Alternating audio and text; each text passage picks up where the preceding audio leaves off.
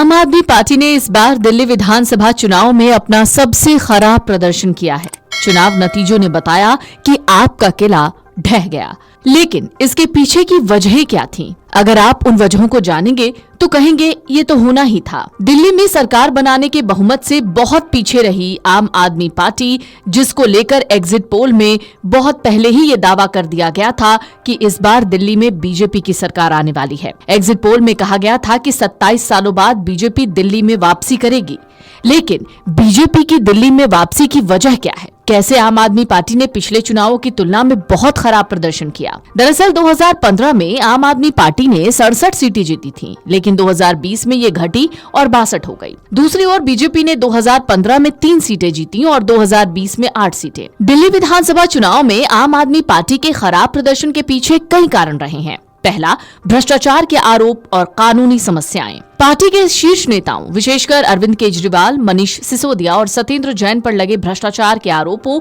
और उनकी गिरफ्तारी ने पार्टी की छवि खराब कर दी।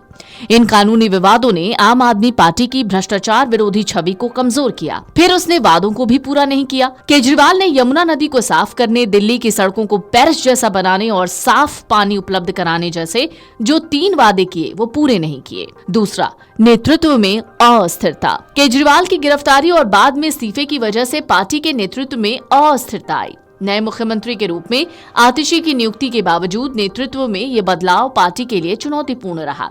सबसे बड़ी बात रही अरविंद केजरीवाल की विश्वसनीयता में जबरदस्त तरीके से कमी आना। तीसरी वजह थी कांग्रेस ने वोट काटे। बेशक कांग्रेस सीटों के हिसाब से दिल्ली में शायद 1 सीट ही हासिल करे, लेकिन उसने पूरी दिल्ली में आम आदमी पार्टी के वोटों को काटा, जैसा आम आदमी पार्टी ने हरियाणा विधानसभा चुनाव में कांग्रेस के साथ किया। 2013 के बाद कांग्रेस का वोट बैंक आम आदमी पार्टी की तरफ चला गया था, इसलिए कांग्रेस की वापसी से आपको नुकसान हो रहा है। साथ ही 2024 के लोकसभा चुनाव में दिल्ली की 7 सीटों पर हार और पंजाब में केवल 3 सीटों पर जीत ने पार्टी के जनाधार में गिरावट दी, जिससे मतदाताओं का विश्वास कम हुआ। एक और वजह है आंतरिक कलह और इस्तीफा। पार्टी के भीतर आंतरिक विवाद और प्रमुख नेताओं के इस्तीफे, जैसे कैलाश गहलोत और राजकुमार आनंद का पार्टी छोड़ना, संगठनात्मक कमजोरी को उजागर करता है। एक और सबसे बड़ा कारण रहा विपक्षी दलों के आरोपों का प्रभाव। विपक्षी दलों ने आप पर लगे भ्रष्टाचार के आरोपों का उपयोग करके उसकी विश्वसनीयता पर सवाल खड़े किए, जिससे पार्टी की छवि को और नुकसान पहुंचा।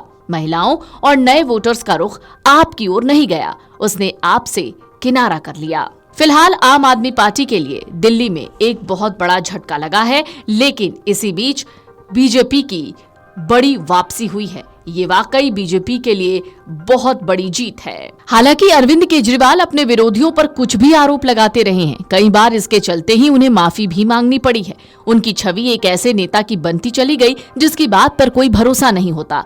हद तो तब हो गई जब उन्होंने हरियाणा सरकार पर जानबूझकर जहरीला पानी भेजने का आरोप लगाया।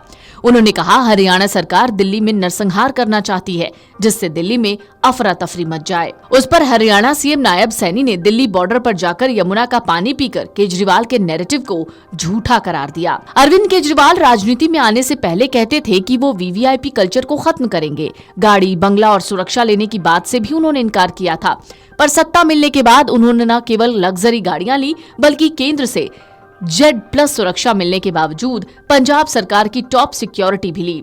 पर मुख्यमंत्री होने के नाते उन्होंने जो अपने लिए एक्स्ट्रा लग्जूरियस आवास बनवाया, उससे उनकी छवि डेंट हुई।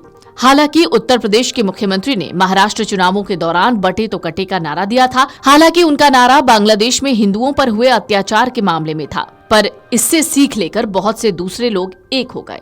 दिल्ली में आम आदमी पार्टी और कांग्रेस एक साथ नहीं हो सके, जबकि दोनों ही पार्टियों ने अलग लड़ने का नतीजा हरियाणा विधानसभा चुनाव में देख लिया था। हरियाणा में कांग्रेस बहुत कम मार्जिन से सरकार बनाने से चूक गई। इसके बावजूद दिल्ली में आप और कांग्रेस ने बटेंगे तो कटेंगे नारे से सीख नहीं लिया। Video desk amarujala.com। Amar Ujala Jeevanjali के सारथी की मदद लें और महाकुंभ में स्नान जरूर करें।